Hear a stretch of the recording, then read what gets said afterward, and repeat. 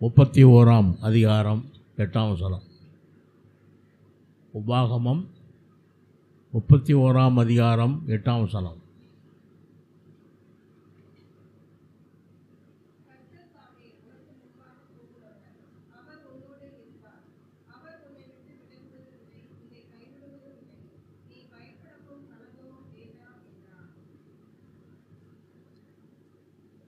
கர்த்தர் உன்னை கைவிட மாட்டார் என்கிற பொருள்தான் இந்த நாளிலே நான் எடுத்துக்கொண்டது.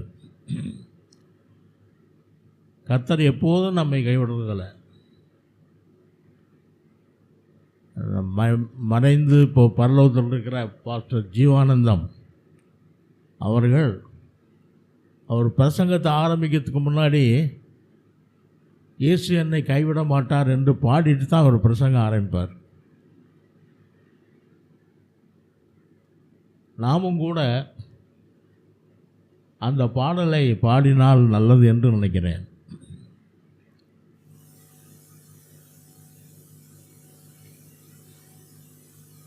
இயேசு என்னை கைவிட மாட்டார், இயேசு என்னை கைவிட மாட்டார். கடும் புயல் வரினும் பெரும் காற்று வீசினும் அவர் என்னை கைவிட மாட்டார்.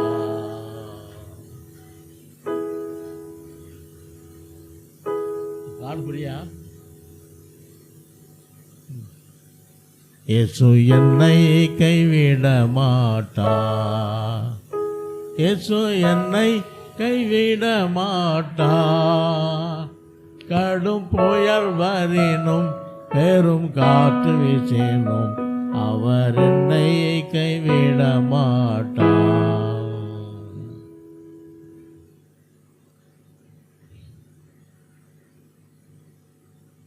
கர்த்தர் ஏன் நம்மை கைவிடுகிறதில்லை என்றால், முதல் காரணம், நாம் அவருடைய ஜனமாய் இருக்கிறபடினாலே அவர் நம்மை என்ன செய்கிறதில்லை, கைவிடுகிறதில்லை. இஸ்ரவேல் மக்கள் பஸ்கா ஆட்டுக்குட்டியினுடைய இரத்தத்தினாலே மீட்கப்பட்டவர்களாக இருந்தால். 1 சாமுவேல் 12 அதிகாரம் 22 வசனத்தை வாசிக்கலாமா? 1 சாமுவேல் 12 அதிகாரம் 22 வசனம்.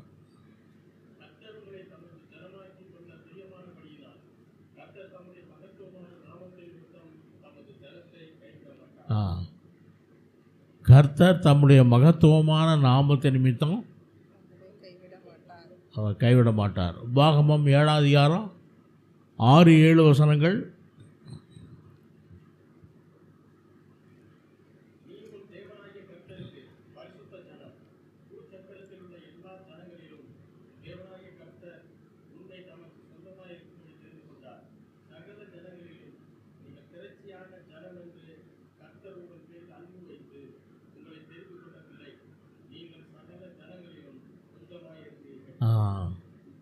ஆண்டவர் இஸ்ரவேல் மக்களை தெரிந்து கொண்டதற்கு முக்கியமான காரணம் என்னன்னா, எல்லா ஜனங்களை பார்க்கலும் இவர்கள் கொஞ்சமாக இருந்தார்கள்.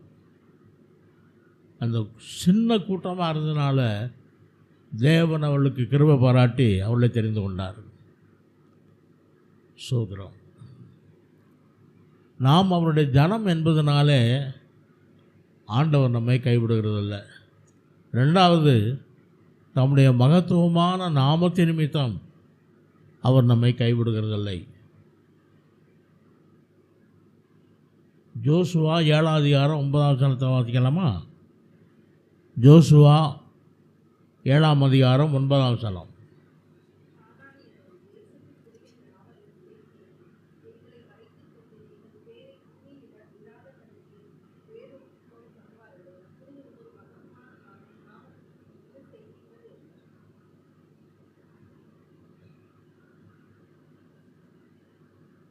யாத்திராகமம் 34 அதிகாரம் 5, 6, 7.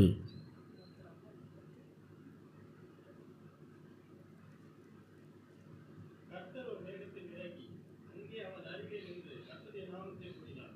கர்த்தர் அவனுக்கு முன்பாக கடந்து போகிற போது அவர், கர்த்தர் கர்த்தர் இரக்கமும் கிருபையும் நீடிய சாந்தமும் மகா தயையும் சத்தியமும் உள்ள தேவன், 1000 தலைமுறைகளுக்கு இரக்கத்தை காக்கிறவர், அக்கிரமத்தை மீறுதலையும் பாவத்தை மன்னிக்கிறவர், குற்றவாளியை குற்றமற்றவனாக விடாமல் பிதாக்கள் செய்த அக்கிரமத்தை பிள்ளைகளிடத்திலும் பிள்ளைகளுடைய பிள்ளைகளிடத்திலும் 3ஆம் 4ஆம் தலைமுறை மட்டும் விசாரிக்கிறவர் என்று கூறினார். கர்த்தரே தம்முடைய நாமத்தை குறித்து சொல்லியிருக்கார். ரொம்ப ஆச்சரியமாக இருக்குது. அந்த ஒவ்வொரு வார்த்தையும் ரொம்ப முக்கியமான வார்த்தை. சரி, 3வது அவர் இரக்கமுள்ள தேவனாக இருக்கிறபடியால் அவர் நம்மை கைவிட மாட்டார். உபாகமோ 4ஆம் அதிகாரம் 31ஆம் வசனம்.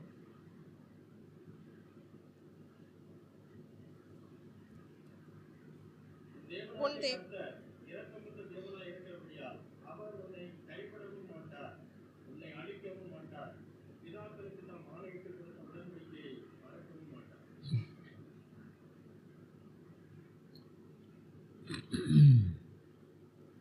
ஏசாயா 54ஆம் அதிகாரம் 10ஆம் வசனம். ஏசாயா 54ஆம் அதிகாரம் 10ஆம் வசனம். மலைகள் விலகினாலும் பர்வதங்கள் நிலை பெயர்ந்தாலும் என் கிருபை உன்னை விட்டு விலகாமலும் என் சமாதானத்தின் உடன்படிக்கை நிலை பெயராமலும் இருக்கும் என்று உன்மேல் மனதுருகிற கர்த்தர் சொல்லுகிறார். என் கிருபை உன்னை விட்டு விலகாமலும் என் உடன்படிக்கை நிலை பெயராமலும் இருக்கும் என்று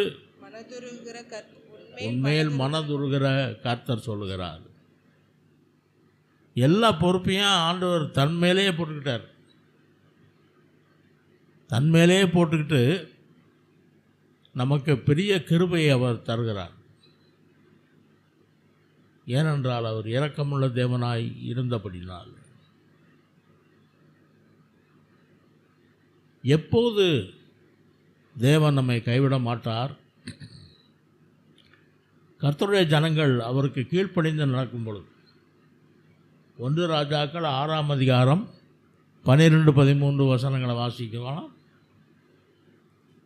நீ என் கட்டளைகளின்படி நடந்து என் நீதி நியாயங்களை நிறைவேற்றி என் கற்பனைகளின்படி எல்லாம் நடந்து கொள்ளும்படிக்கு அவைகளை கைக்கொண்டார்.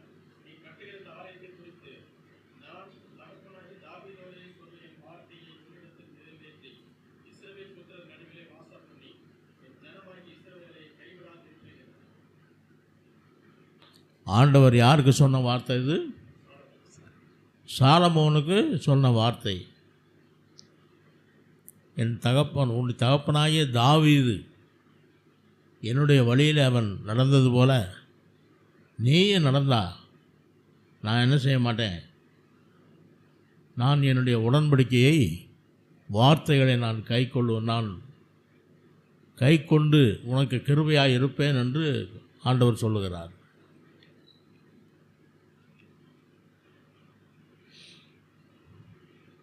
பிரியமானவர்களே, ஆண்டவர் 3 விதங்களில் நம்மோடு பேச முடியும்.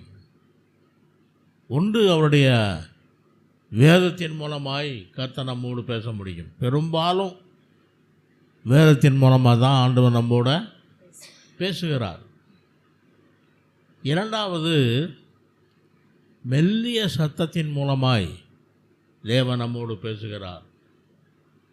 3வது, பரிசுத்த ஆவியானவருடைய ஏவுதல் மூலமாக நம்மோடு பேசுகிறார். நாம் அவரை தேடினால் அவர் நம்மை கைவிட மாட்டார். 9ஆம் சங்கீதம் 10ஆம் வசனத்தை வாசிக்கலாமா? 9ஆம் சங்கீதம் 10ஆம் வசனம். கர்த்தாவே,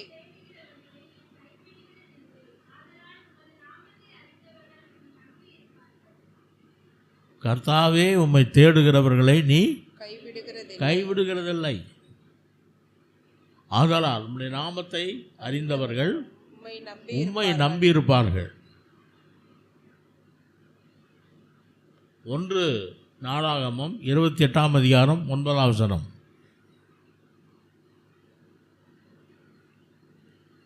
ஒன்று நாளாகமம் 28ஆம் வசனம் 9ஆம் வசனம். 28ஆம் அதிகாரம் 9ஆம் வசனம். என் குமாரனாகிய சாலமோனே, நீ உன் பிதாவின் தேவனை அறிந்து அவரை உத்தம இருதயத்தோடும் உற்சாக மனதோடும் செய்து கர்த்தர் எல்லா இருதயங்களையும் ஆராய்ந்து நினைவுகளின் தோற்றங்களை எல்லாம் அறியார். நீ அவரை தேடினால் உனக்கு தென்படுவார். நீ அவரை விட்டுவிட்டால் அவர் உன்னை என்றென்றைக்கும் கைவிடுவார். நீ அவரை தேடினால் தென்படுவார். சாலமோன் ராஜாவுக்கு எல்லா ஆசீர்வாதமும் இருந்துச்சு. அவருக்கு இல்லாத ஆசீர்வாதம்னு ஒன்றும் இல்லை, எல்லாம் இருந்துச்சு. அதனால் கத்த சொல்லும்போது எச்சரிப்போடு சொல்கிறார், நீ என்னை தேடினால் அவர் உனக்கு தென்படுவார். நீ அவரை விட்டுவிட்டால் அவர் என்ன செய்வார், உன்னை விட்டுருவார்ப்பா அப்படின்னு சொல்லி சொல்கிறார். சாலமோனுடைய வாழ்க்கை அப்படி தான் இருந்துச்சு. மத்தேயு 6ஆம் அதிகாரம் 33ஆம் வசனம். முதலாவது தேவனுடைய ராஜ்யத்தையும் அவருடைய நீதியையும் தேடுங்கள். அப்பொழுது இவைகளெல்லாம் உங்களுக்கு உதவும். முதலாவது தேவனுடைய ராஜ்யத்தையும் அவருடைய நீதியையும் தேடுங்கள். தேடுங்கள், அப்பொழுது இவைகளெல்லாம் உங்களுக்கு கூட எவைகளெல்லாம் அப்படின்னு கேட்டால், உண்ண ஆகாரம், உடுக்க உடை, நாளைய பற்றிய கவலை, இந்த மூணுமே ஒரு மனுஷனுக்கு என்னங்க தேவை? இந்த மூணு தாங்க தேவை. சாப்பிட்றதுக்கு ஆகாரம், உடுக்கிறதுக்கு உடை, அடுத்து இருக்க இடம். இதுதான் மனுஷனுக்கு தேவை. அதை ஆண்டவர் வாக்குத்தத்தமாக சொல்கிறார். முதலாவது தேவனுடைய ராஜ்யத்தை அவருடைய நீதியையும் தேடுங்கள், அப்பொழுது இவைகளெல்லாம் உங்களுக்கு கூட கொடுக்கும். எவைகளெல்லாம்னு கேட்டால், அதுக்கு முன்னாடி உள்ள வசனங்களை பார்த்தோன்னா 3 காரியங்கள்: உண்ண உணவு, இருக்க இடம். அதுக்கு முன்னாடி உள்ள வசனங்கள்ல ஆகையால் எண்ணத்தை உண்போம், எண்ணத்தை குடிப்போம், எண்ணத்தை உடுப்போம் என்று கவலைப்படாதீர்கள். இவைகள் எல்லாம் அஞ்ஞானிகள் நாடி தேடுகிறார்கள். இவைகள் எல்லாம் உங்களுக்கு வேண்டியவைகள் என்று உங்கள் பரமபிதா அறிந்திருக்கிறார். முதலாவது தேவனுடைய ராஜ்யத்தையும் அவருடைய நீதியையும் தேடுங்கள், அப்பொழுது இவைகள் எல்லாம் உங்களுக்கு கூட கொடுக்கப்படும். முதலாவது தேவனுடைய ராஜ்யத்தையும் அவருடைய நீதியையும் தேடுங்கள், அப்பொழுது இவைகளெல்லாம் உங்களுக்கு கூட கொடுக்கப்படும். தேவனுடைய ராஜ்யம்னா என்ன?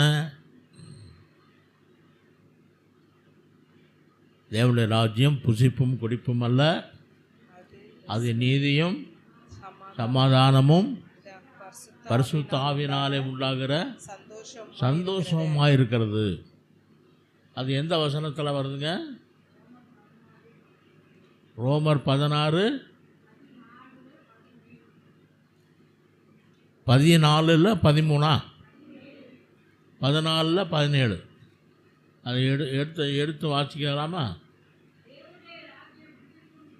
தேவனுடைய ராஜ்யம் புசிப்பும் குடிப்பும் அல்ல, அது நீதியும் சமாதானமும் பரிசுத்த ஆவியினாலே உண்டாகிற சந்தோஷமாக இருக்கிறது. தேவனுடைய ராஜ்யம் என்பது புசிப்பும் குடிப்பும் அல்ல. புசிப்பு குடிப்பு அப்படிங்கிறது இந்த உலகத்தில் உள்ள ஜீவியம். ஆனால் அது ஆவிக்குரிய நிலைமையில் அது நீதியும் சமாதானமும் பரிசுத்த ஆவியினாலே உண்டாகிற சந்தோஷமாக இருக்கிறது என்ற ஒரு ஆவிக்குரிய ஆசீர்வாதத்தை உடையதாய் தேவனுடைய ராஜ்யம் இருக்கிறது.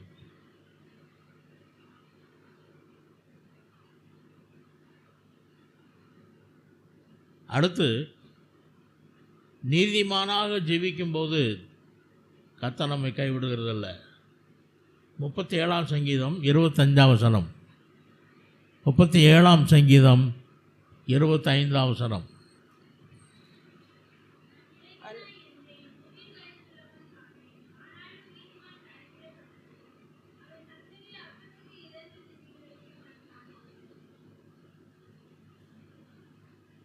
கொஞ்சம் சத்தமாக பார்த்தா நல்லா நான் இருக்குமே. இளைஞனாய் இருந்தேன், முதிர் வயதுள்ளவனும் ஆனேன். ஆனாலும் நீதிமான் கைவிடப்பட்டதையும் அவன் சந்ததி அப்பத்துக்கு இறந்து திரிகிறதையும் நான் காணவில்லை. இளைஞனாயிருந்தேன், முதிர் முதிர் வயது உள்ள கலவனமாக ஆயிட்டேன். ஆனாலும் நீதிமான் கைவிடப்பட்டதையும் நீதிமான் கைவிடப்பட்டதையும் அவனுடைய சந்ததி அப்பத்துக்கு அப்பத்துக்கு இறந்து தெரிகிறதையும் நான் என்ன செய்யல, நான் காணவில்லை.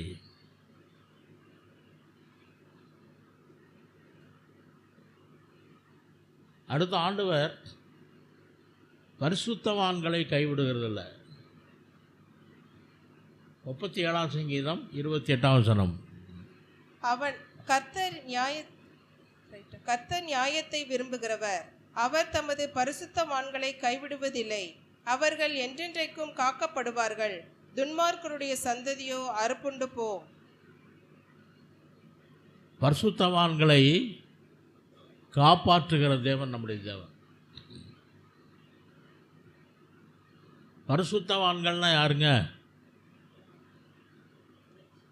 பரிசுத்தவான்கள்னா யாரு?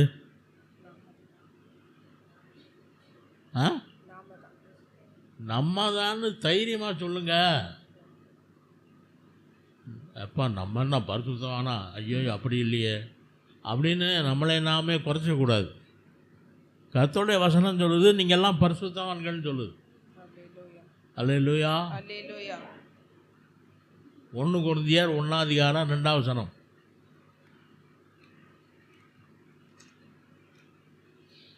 1 கொரிந்தியர் 1ஆம் அதிகாரம் 2ஆம் வசனம். கொரிந்துவிலே கிறிஸ்து இயேசுவுக்குள் பரிசுத்தமாக்கப்பட்டவர்களாயும் பரிசுத்தவான்கள் ஆகும்படி அழைக்கப்பட்டவர்களாயும் இருக்கிற தேவனுடைய சபைக்கும். தேவனுடைய சபையில் யாரெல்லாம் இருக்கா? தேவனுடைய சபையில் யார் இருக்கா? பரிசுத்தவான்கள். பரிசுத்தவான்கள் வாங்கும்படி அழைக்கப்பட்டவர்கள் தேவனுடைய சபையில் இருக்காங்க. அப்போ நீங்களும் நானும் யாரு? பரிசுத்தவான்கள் என்று அழைக்கப்படுகிறோம். எபேசியர் 1ஆம் அதிகாரம் 1ஆம் வசனம். எபேசியர் 1ஆம் அதிகாரம் 1ஆம் வசனம்.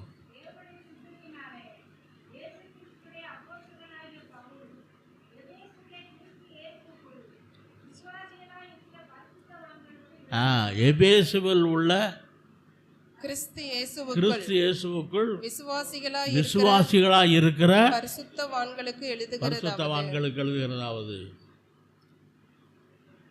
இப்போ நம்மெல்லாம் யாரு? பரிசுத்தவான்கள்னு ஆண்டவர் சொல்கிறார். ஐயோ நான் பரிசுத்தவான்லாம் கிடையாதுங்க அப்படின்னு நாமே குறைச்சிக்கிற வேண்டாம். ஆண்டவரே பரிசுத்தவான்கள்ங்கிறார். யோவான் 17ஆம் அதிகாரம் 17ஆம் வசனம். யோவான் சுவிசேஷம் 17ஆம் அதிகாரம். உம்முடைய சத்தியத்திலே அவர்களை பரிசுத்தமாக்கும், உம்முடைய வசனமே சத்தியம். உம்முடைய சத்தியத்தினாலே அவர்களை பரிசுத்தமாக்கும், உம்முடைய வசனமே சத்தியம். 1 யோவான் 1:7.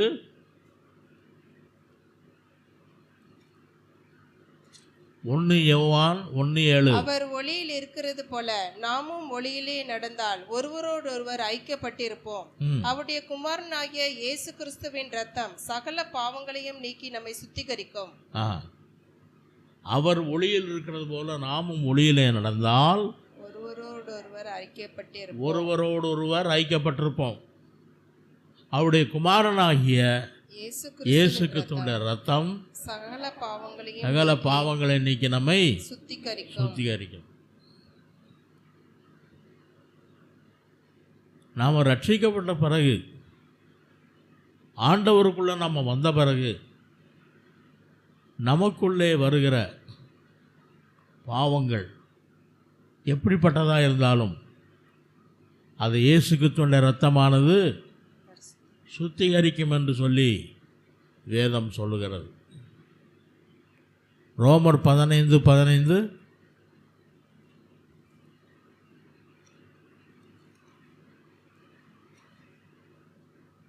அப்படி இருந்தும் சகோதரரே, புறஜாதியாரான பலி பரிசுத்த ஆவியினாலே பரிசுத்தமாக்கப்பட்டு புறஜாதியாராகிய பலி பரிசுத்த ஆவியினாலே பரிசுத்தமாக்கப்பட்டு தேவனுக்கு பிரியமான பலியாகும்படிக்கு நான் தேவனுடைய சுவிசேஷ ஊழியத்தை நடத்தும் ஆசாரியனாயிருந்து புறஜாதிகளுக்கு இயேசு கிறிஸ்துவினுடைய ஊழியக்காரனாகும் பொருட்டு தேவன் எனக்கு அளித்த கிருபையினாலே உங்களுக்கு ஞாபகப்படுத்தும்படிக்கு இவைகளை நான் அதிக தைரியமாய் எழுதினேன். புறஜாதியாகிய பலி பரிசுத்த ஆவியினாலே பரிசுத்தமாக்கப்பட்டு தேவனுக்கு பிரியமான பலியாக. அல்லேலூயா. அல்லேலூயா. நாமெல்லாம் யாருங்க? பரிசுத்தவான்கள். புறஜாதியார். நாம யூதர்களா? புறஜாதியார். ஆனா நம்ம என்ன செஞ்சிருக்காரு ஆண்டவர்? புறஜாதியாராகிய பலி பரிசுத்த ஆவியினாலே பரிசுத்தமாக்கப்பட்டு தேவனுக்கு பிரியமான பலியாக நம்மை மாற்றி இருக்கிறார். அல்லேலூயா.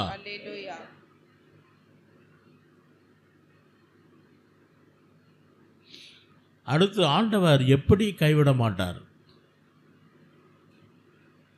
ஜபத்திற்கு செவி கொடுத்து கைவிட மாட்டார். ஏசாயா 41:17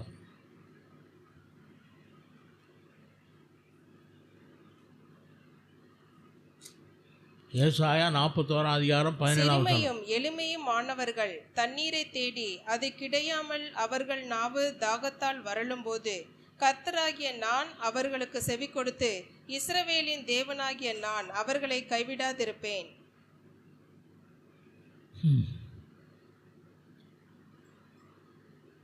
அடுத்து நம்முடைய ஜெபத்துக்கு அவர் செவி கொடுத்து கைவிட மாட்டார். அடுத்து நம்மை நடத்துகிறார். ஏசாயா 42:16 குருடரை அவர்கள் அறியாத வழியிலே நடத்தி அவர்களுக்கு தெரியாத பாதைகளில் அவர்களை அழைத்து கொண்டு வந்து அவர்களுக்கு முன்பாக இருளை வெளிச்சமும் கோணலை செவ்வையும் ஆக்குவேன். இந்த காரியங்களை நான் அவர்களுக்கு செய்து அவர்களை கைவிடாதிருப்பேன். குருடரை அவர்கள் அறியாத வழியில் அடுத்து என்ன சொல்றாரு? அவர்களுக்கு தெரியாத பாதையிலே அழைத்து வந்து அவர்களுக்கு முன்பாக இருளை வெளிச்சமும் கோணலை செவ்வையும் ஆக்குவேன். இந்த காரியங்களை நான் அவர்களுக்கு செய்து அவர்களை கைவிடாதிருப்பேன். அடுத்து நம்முடைய தேவன் இரக்கமுள்ள தேவனாய் இருக்கிறபடியால் நம்மை அவர் கைவிடுவதில்ல. உபாகமம் 4:31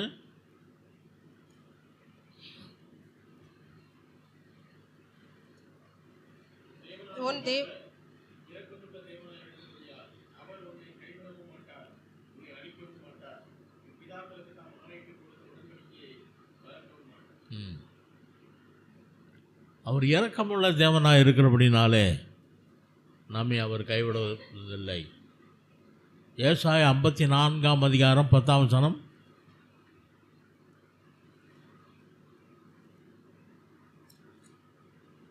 மலைகள் விலகினாலும் பர்வதங்கள் நிலை பெயர்ந்தாலும் என் கிருபை உன்னை விட்டு விலகாமலும் என் சமாதானத்தின் உடன்படிக்கை நிலை பெயராமலும் இருக்கும் என்று உன்மேல் மனதுருகிற கர்த்தர் சொல்லுகிறார். மலைகள் விலகினாலும் பர்வதங்கள் நிலை பெயர்ந்தாலும் என் கிருபை உன்னை விட்டு விலகாமலும் என் மலைனா என்னங்க? பர்வதம்னா என்ன?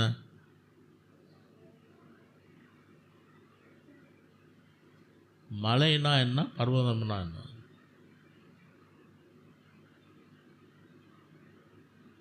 மலை தான், பர்வதம் தான்.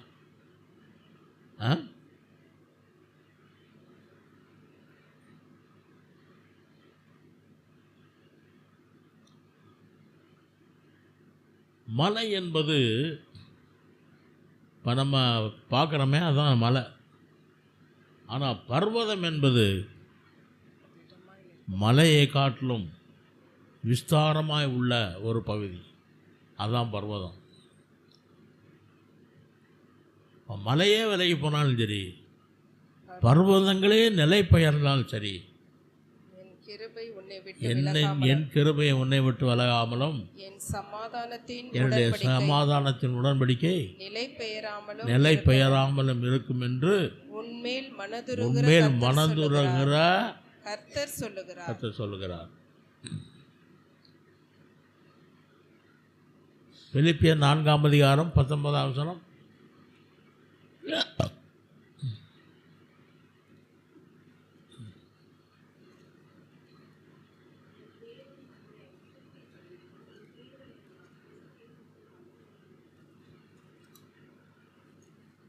என் தேவன்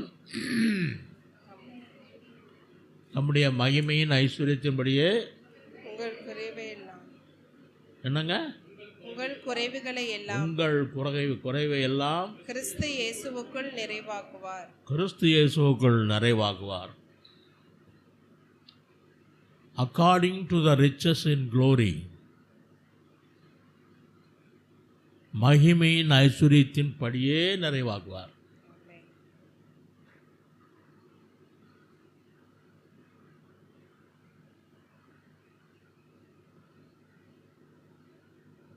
சரீர பிரகாரமான தேவை உடற் சுகம்.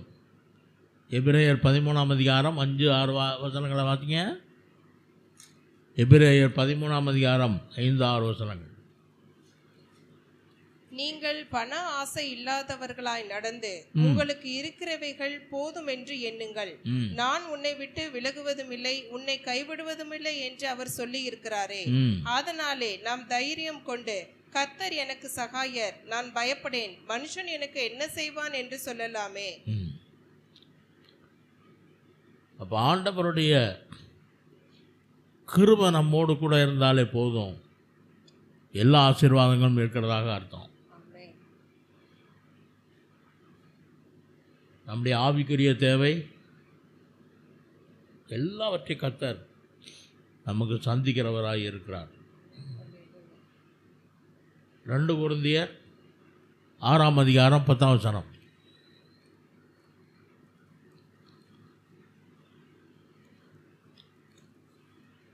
துக்கப்படுகிறவர்கள் எனப்படாமலும் எப்பொழுதும் சந்தோஷப்படுகிறவர்களாயும், தரித்திரர் எனப்படாமலும் அநேகரை ஐஸ்வர்யங்களாக்குகிறவர்களாயும், ஒன்றுமில்லாதவர்கள் எனப்படாமலும் சகலத்தையும் உடையவர்களாயும் எங்களை விளங்கப்படுகிறோம். ஒன்றுமில்லாதவர்கள் எனப்பட்டாலும் சகலத்தையும் உடையவர்களாகவும் எங்களை விளங்க பண்ணுகிறோம். ரொம்ப முக்கியமான ஒரு வசனம் இது. இன்னொரு முறை வாசித்தா நல்லா இருக்கும்னு நினைக்கிறேன். துக்கப்படுகிறவர்கள் எனப்பட்டாலும் அவங்கள பார்த்தா எப்படி இருக்கான்? அப்போஸ்தலர்களை பார்த்தா துக்கப்படுறவங்க மாதிரி தெரியுது. ஆனால் எப்பொழுதும் சந்தோஷம் நிறைந்தவர்களாக. அப்புறம் தரித்திரர் எனப்பட்டாலும் அநேகரை ஐஸ்வர்யவான்களாக மாற்றுகிறவர்களாக இருக்கிறோம்.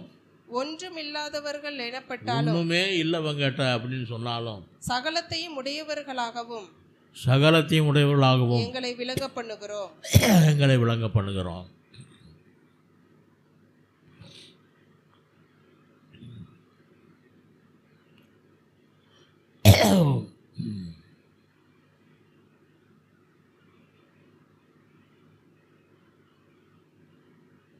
ஒன்று ராஜாக்கள் 6ஆம் அதிகாரம் 12-13.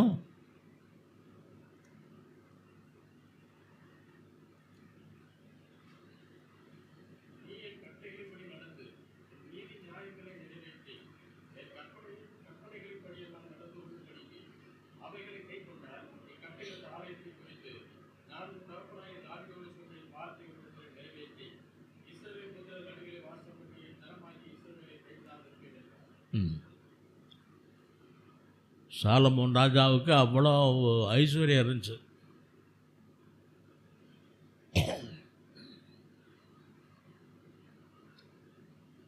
அவனுக்கு தான் ஆண்டவர் சொல்கிறாரு, உன் தகப்பனாயே தாவீது என்னுடைய வழியை காத்து கொண்டான். அவன் என்னுடைய ஒவ்வொரு காரியத்திலையும் ஆண்டவரை நான் துக்கப்படுத்திவிடக்கூடாது என்று சொல்லி அவன் கவனமாக இருந்தான். அதே மாதிரி நீ இருந்தீனா நான் என்ன செய்ய மாட்டேன், உன்னை விட்டு விலக மாட்டேன், உன்னை நான் கைவிட மாட்டேன் அப்படின்னு சொல்கிறார். கர்த்தர் வேதத்தின் மூலமாக நம்மோட பேசுகிறார். பெரும்பாலும் வேதத்தின் மூலமாக தான் ஆண்டவர் நம்மோட பேசுகிறார். சில நேரங்களில் மெல்லிய சத்தத்தோடு நம்மோடு பேசுகிறார்.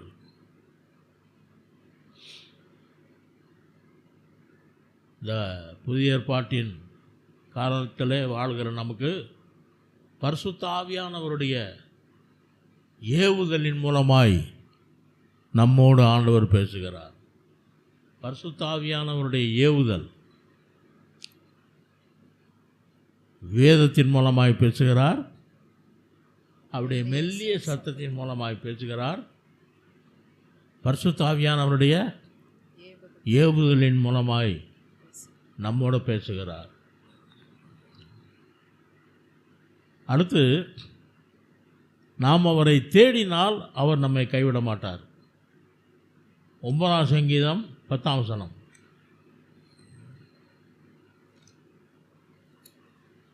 9ஆம் சங்கீதம் 10ஆம் வசனம். கர்த்தாவே, உம்மை தேடுகிறவர்களை நீர் கைவிடுகிறதில்லை, ஆதலால் உமது நாமத்தை அறிந்தவர்கள் உம்மை நம்பி இருப்பார்கள்.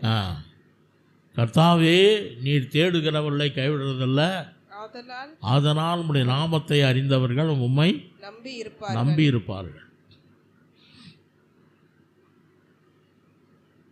நீதிமானாக ஜீவிக்கும்போது ஆண்டவர் நம்மை கைவிட மாட்டார். 37ஆம் சங்கீதம் 25ஆம் வசனம். 37ஆம் சங்கீதம். நான் இளைஞனாய் இருந்தேன், முதிர் வயது உள்ளவனும் ஆனேன், ஆனாலும் நீதிமான் கைவிடப்பட்டதையும் அவன் சந்ததி அப்பத்துக்கு இறந்து திரிகிறதையும் நான் காணவில்லை. நல்ல ஸ்டேட்மெண்ட் இது. நான் இளைஞனாக இருந்தேன், முதிர் வயது உள்ளவனும் ஆயிட்டேன், ஆனால் நீதிமான் கைவிடப்பட்டதையும் அவனுடைய சந்ததி அப்பத்துக்கு இறந்து தெரிகிறதையும் நான் நினைச்சல காணவில்லை.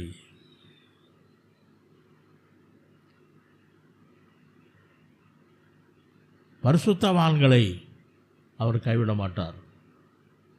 சங்கீதம் 37:28.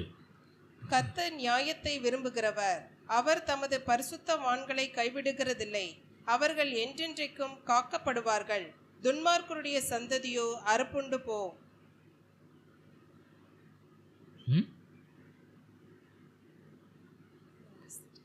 அம்மா என்னமோ சொல்கிறாங்க, என்னன்னு தெரியல. என்னதுமா?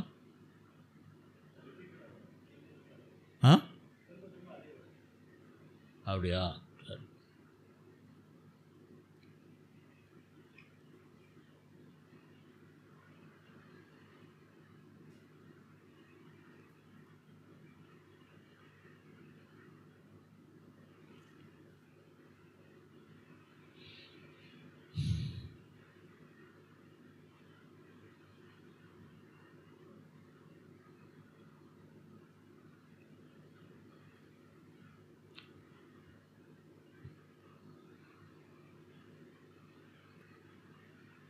அந்த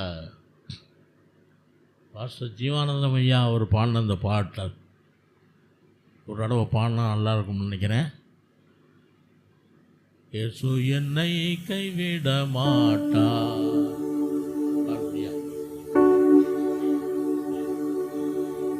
இயேசு என்னை கைவிட மாட்டார், இயேசு என்னை கைவிட மாட்டார்.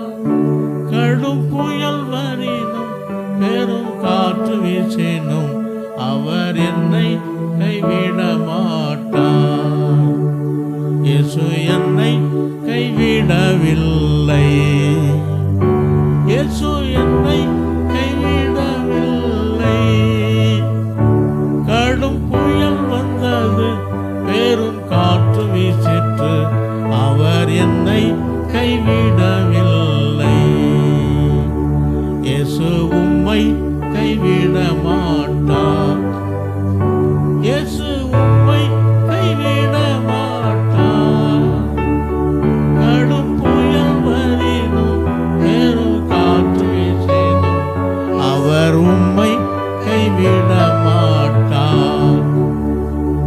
இயேசு நம்மை கைவிட மாட்டார். இயேசு நம்மை கைவிட மாட்டார். கடும் புயல் வரினும் பெரும் காற்று வீசினும் அவர் நம்மை கைவிட மாட்டார். ஜீவானந்த ஐயா பிரசங்கம் பண்ணுறதுக்கு முன்னாடி இந்த பாட்டை படிச்சுட்டு தான் அவர் பிரசங்கமே பண்ணுவார். இப்போ அவர் பரலோகத்தில் மகிமையில் இருக்கார். இந்த பாடலை அடிக்கடி பாடி நம்மை பலப்படுத்தி கொள்வது நமக்கு நல்லது.